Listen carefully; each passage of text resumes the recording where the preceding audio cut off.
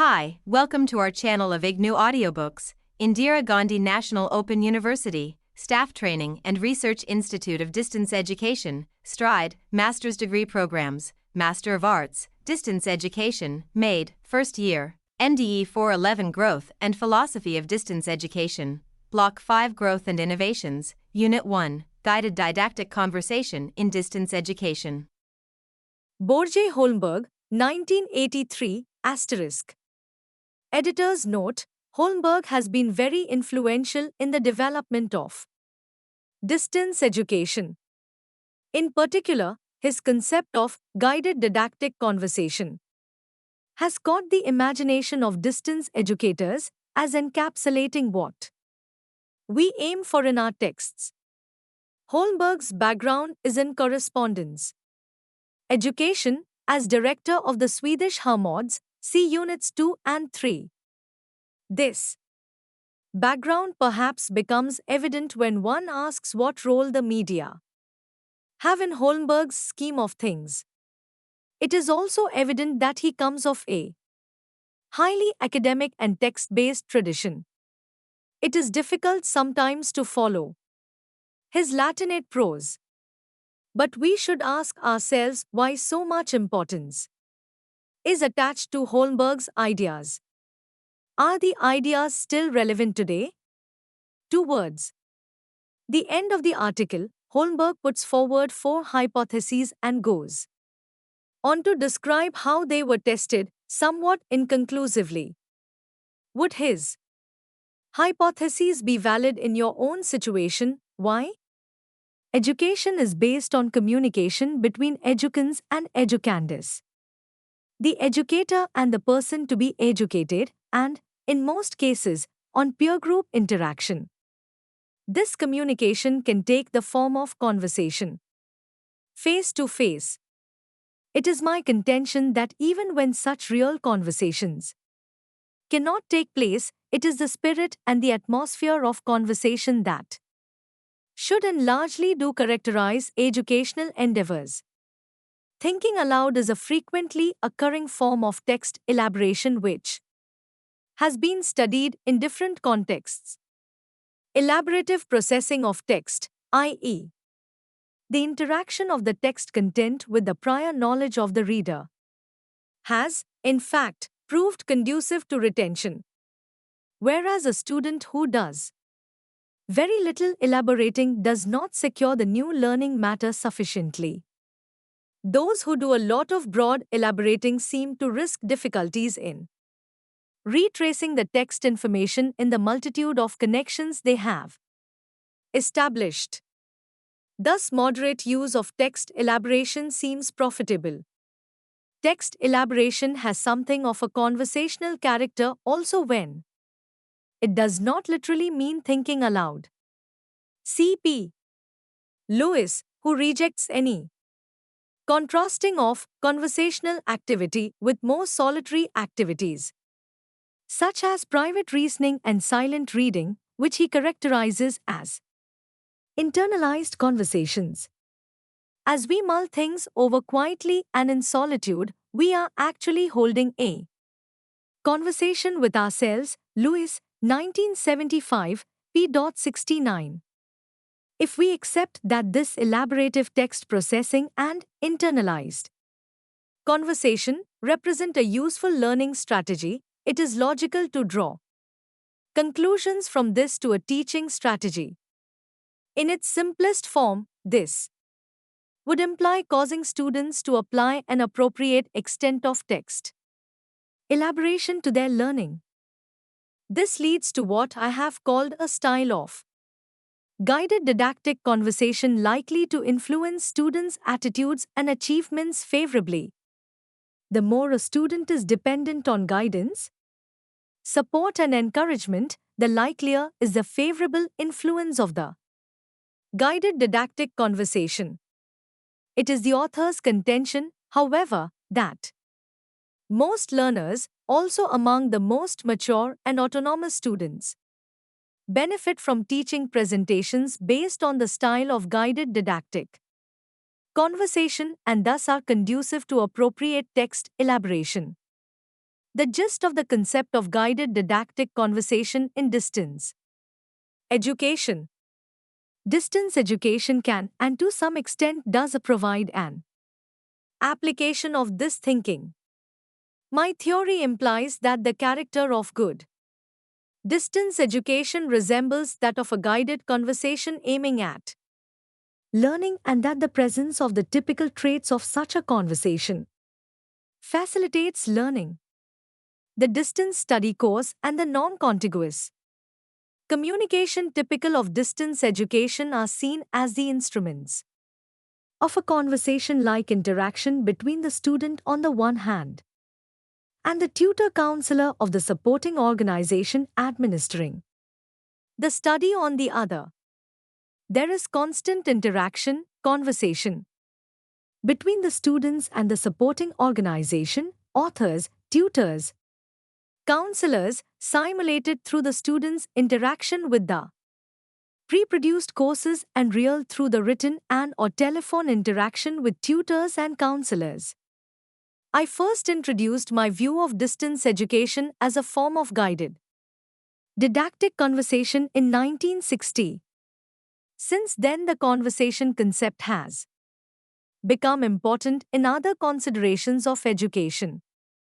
A remarkable contribution has been offered by Gordon Pask in his interpretations of Learning Under Controlled Conditions, Pask 1976, Entwistle 1978. Other applications of the concept of conversation are, for instance, found in Lewis, 1975, Moran and Croker, 1982, Thomas and Harry-Augustine, 1977. The last mentioned authors state the basis. My approach is originally based on 7 postulates. They are 1. That feelings of personal relation between the teaching and learning parties. 2. That such feelings can be fostered by well-developed self-instructional material and two-way communication at a distance. 3. That intellectual pleasure and study motivation are favorable to the attainment of study goals and the use of proper study processes and methods. 4. That the atmosphere, language and conventions of friendly conversation favor feelings of personal relation according to Postulate 1. 5. That messages given and received in conversational forms are comparatively easily understood and remembered. 6. That the conversation concept can be successfully translated for use by the media available to distance education, and 7. That planning and guiding the work, whether provided by the teaching organization or the student, are necessary for organized study, which is characterized by explicit or implicit goal conceptions. Whereas postulates 1, 3, 4 and 7 are of a somewhat axiomatic character. In agreement with generally accepted beliefs, numbers 2 and 6 are supported by a wealth of more or less systematized observations made by practitioners. Postulate 5 has to some extent been empirically validated. A basic general assumption is that real learning is primarily an individual Sentius. J. Sentius Pound. In my view, to be regarded as a background theory on which distance education is based.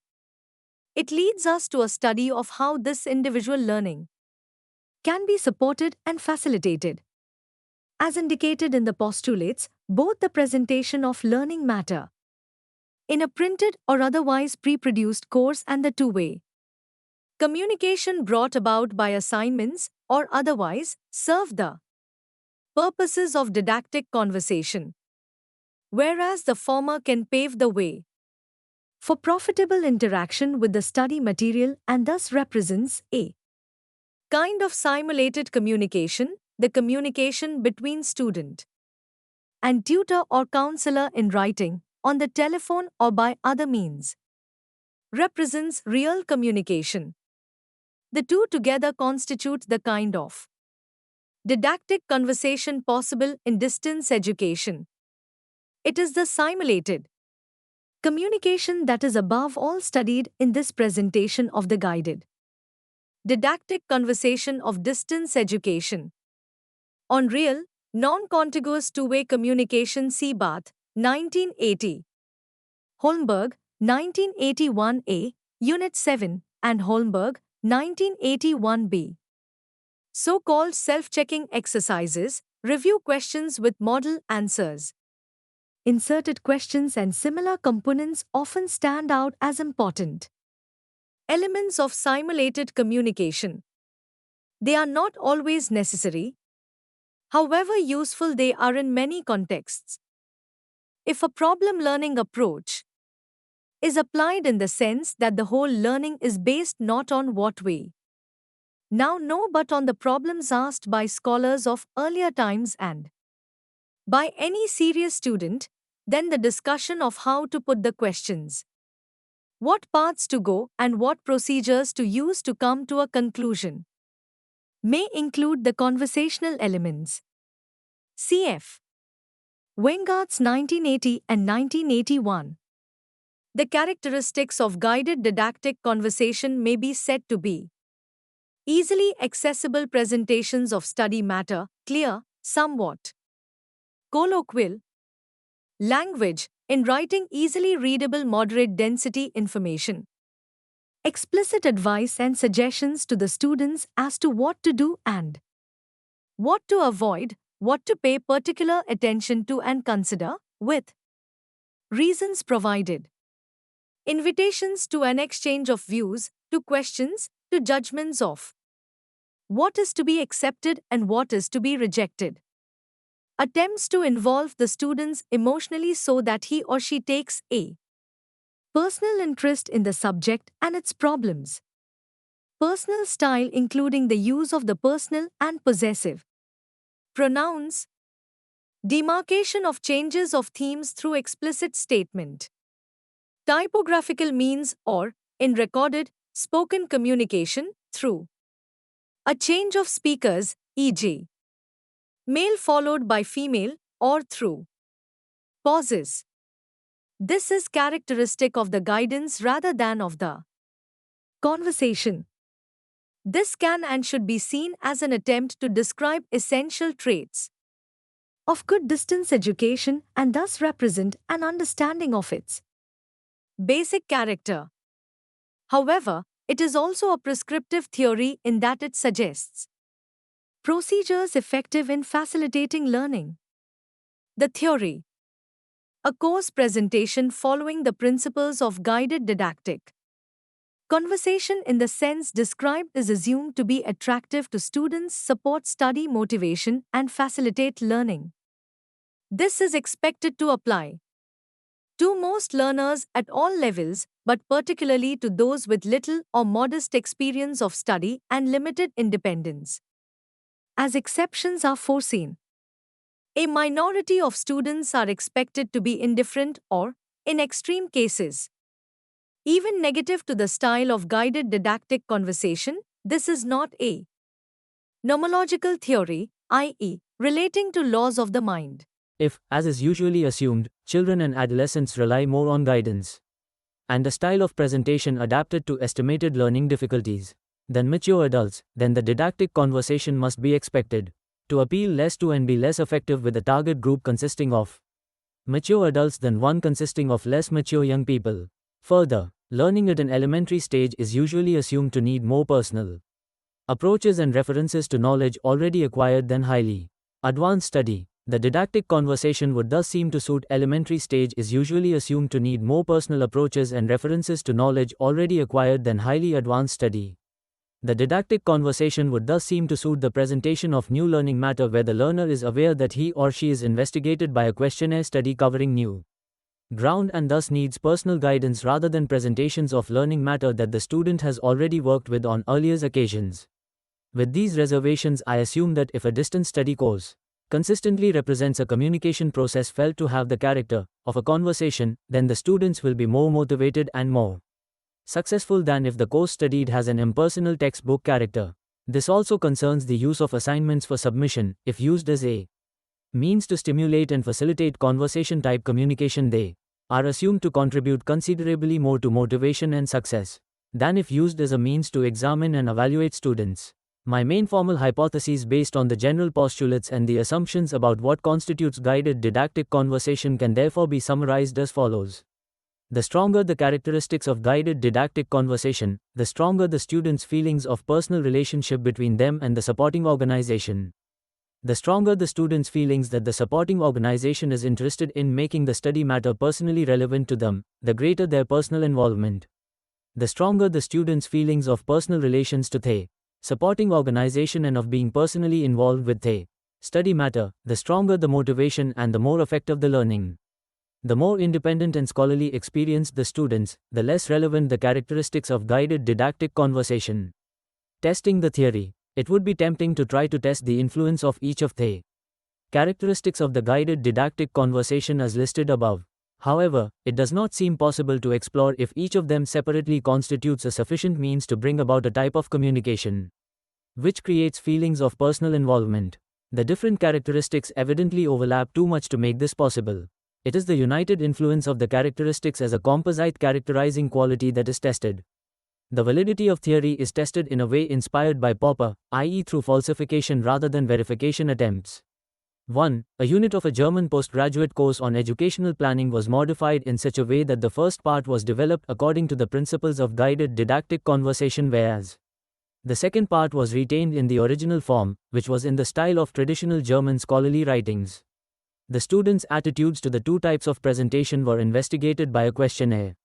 Study, Holmberg and Schumer 1980. 2. A postgraduate distance study course on Essentials of Distance Education in a British and a German version was written in the style of didactic conversation and was tried out as a training course for distance educators from a number of different countries.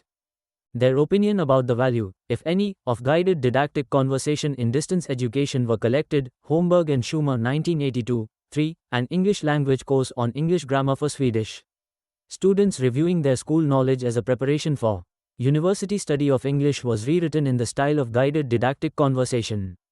On the basis of a randomized selection, an experimental group of students were given the revised version, whereas a control group were given the original version.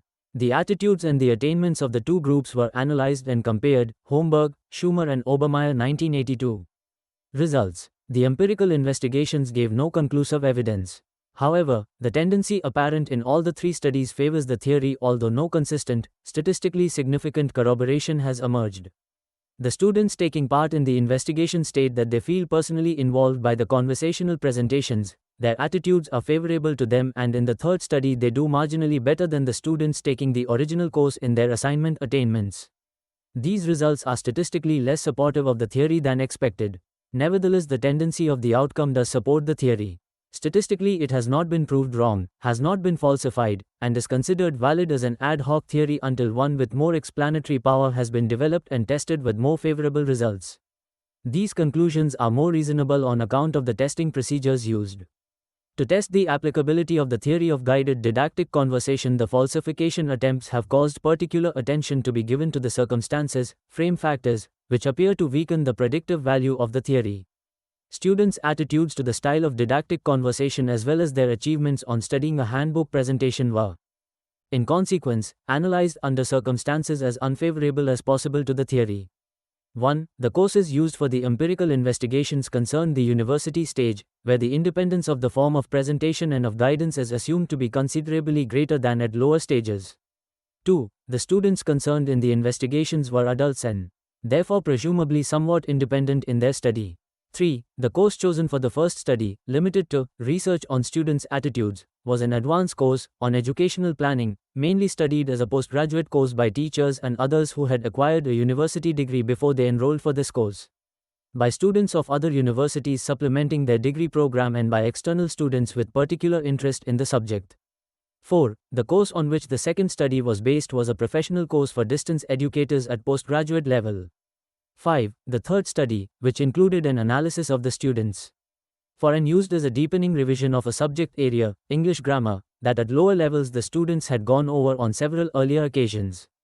They could thus be expected to benefit from and be attracted to a survey of a handbook format rather than learn more effectively from and enjoy a conversation-like presentation. If the theoretical universe of the study is taken to consist of distance study in general, these falsification attempts lead to a deviation from isomorphism between the cases tested and all relevant cases, but in such a way that the validity of the theory is strengthened through the statistical failure of the falsification. This is due to logical certainty that non-disproved applicability of the theory of guided didactic conversation to the cases studied must be interpreted as a clear indication that it applies as much to cases of distance study at more elementary level and with less mature or advanced students as to the cases studied. Thanks.